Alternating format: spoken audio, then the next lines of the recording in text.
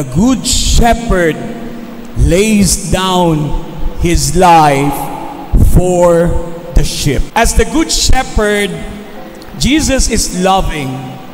Jesus is caring for his flock. It is not like other cowardly shepherds. Hindi to tulad ng mga duwag na mga pastol who flee in the face of extreme danger.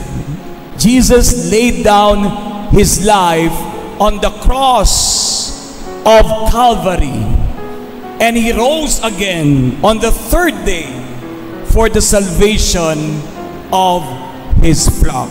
Yan ang pagmamahal ng mabuting pastol.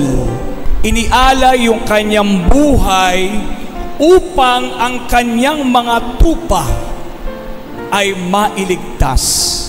Tunay nga na siya ang mabuting